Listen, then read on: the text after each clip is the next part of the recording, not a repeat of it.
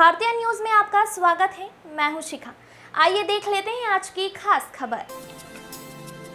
रतलाम नगर निगम इन दिनों उत्तर प्रदेश सरकार की राह पर है। निगम ने आदेश पारित किया है कि इस बार नवरात्रि मेले में दुकान लगाने वाले व्यापारियों को बोर्ड पर अपने नाम के साथ दुकान चलाने वाले का नाम भी लिखना होगा। नगर निगम की राजस्व समिति के इस फैसले को लेकर विरोध के सुर भी उठने लगे हैं। मुस्लिम पक्ष सुप्रीम कोर्ट जाने की तैयारी कर रहा है। दरअसल रतलाम के कालिका माता मंदिर में नवरात्रि पर 9 दिवसीय गरबा रास होता है। यहाँ बड़ी संख्या में लोग आते हैं। इस बार मंदिर में 3 से 12 अक्टूबर तक 10 दिवसीय नवरात्रि मेला लगेगा।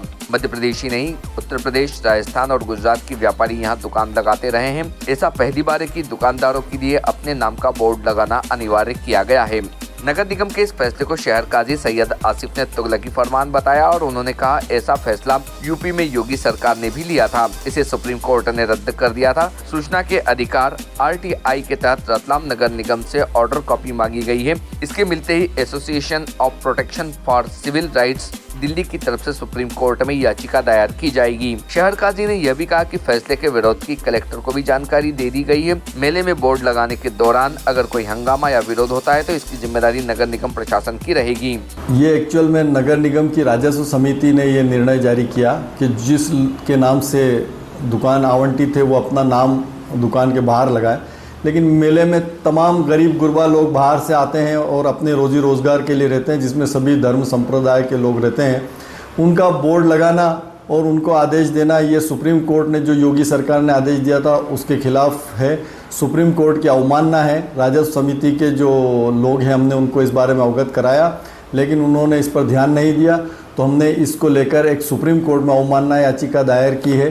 जो अभी कुछ जो नगर निगम ने डॉक्यूमेंट्स हमें प्रमाणित प्रतिलिपि नहीं दी उनके आदेश की, वो हमने सूचना के अधिकार में मांगी है। जैसे ही हमें वो प्रतिलिपि मिलती है तो निगम की राजस्व समिति के खिलाफ हम अवमानना की याचिका सुप्रीम कोर्ट में प्रस्तुत कर देंगे।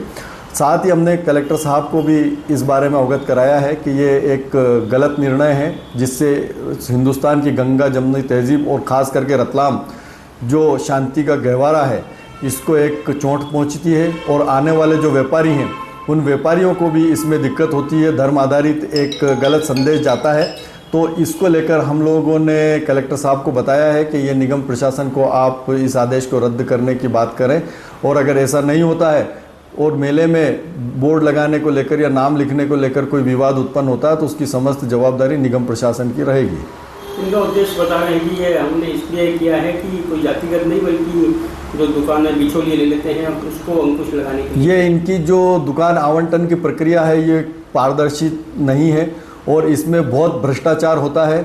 ये अपने भ्रष्टाचार को छुपाने के लिए और अपने भ्रष्टाचार के ऊपर पर्दा डालने के लिए इन्होंने ये कृत्य जारी किया है, ये आदेश जारी किया है।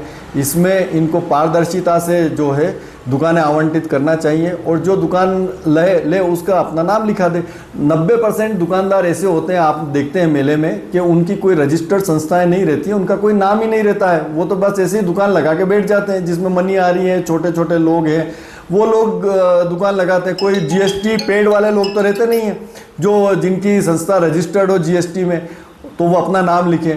ये पहले अपने मिलने जुलने वालों को दुकानें आवंटित कर देते हैं और फिर उनसे ब्लैक में बेचारे गरीब लोगों को बिकवा देते हैं, और उसी पर पर्दा डालने के लिए इन्होंने ये आदेश जारी कर दिया। ये अपने कृत्य को छुपाने के लिए और अपनी भ्रष्टाचार को छुपाने के लिए इन्होंने पूरा ये काम किया है। सुप्रीम कोर्ट में हमने दायर की है याचिका, इनको जवाब देना भारी पड़ जाएगा। आपका नाम बताइए। सैयद आसिफ अली काजी, शहर काजी रतलाम। इधर दूसरी ओर नगर निगम ने इस आदेश को लेकर अपना पैर पीछे कर लिया है। महापौर ने कहा कि यह आदेश बिचौलियों पर अंकुश के लिए था। दुकान पर किसी को नाम फोटो लगाने की जरूरत नहीं है, बस जिसकी दुकान है वो अपना आधार कार्ड रखेगा। रिपोर्ट टीम भारतीय न्यूज। इस बात को थोड़ा गलत तरीके से पेश किया गया है। जो निर्णय पूर्व का हमने 2 साल पहले की MIC में लिया था, पिछले साल लिया था, वही निर्णय इस बार भी है।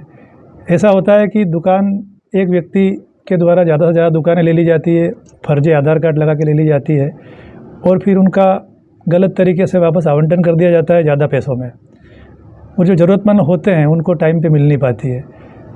तो हमारा यही उद्देश्य है कि जिस व्यक्ति का आधार कार्ड हो, जिस व्यक्ति के नाम से दुकान बुक हो, वही व्यक्ति उस दुकान पर बैठे और वो अपना आधार कार्ड वहाँ पे ज़रूर लगाए।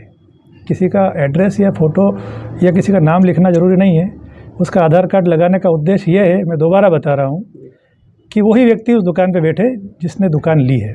कोई उसका दुरुपयोग ना करे, उसको ब्लैक में 5,000 में लेकर 10,000 में ना बेचे किसी को, ये भ्रष्टाचार ना हो, उसको रोकने के लिए ये उद्देश्य है। यदि इसे जातिगत समीकरण से जोड़ा जा रहा है तो इसको लेकर क्या मैसेज देंगे? नहीं, इसको जातिगत समीकरण से जोड़ना भी नहीं चाहिए, ऐसा कोई हमारा उद्देश्य भी नहीं था।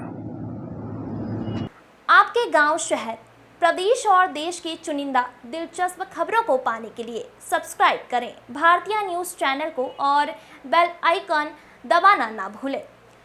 खबरें पसंद आए तो लाइक और शेयर ज़रूर करें।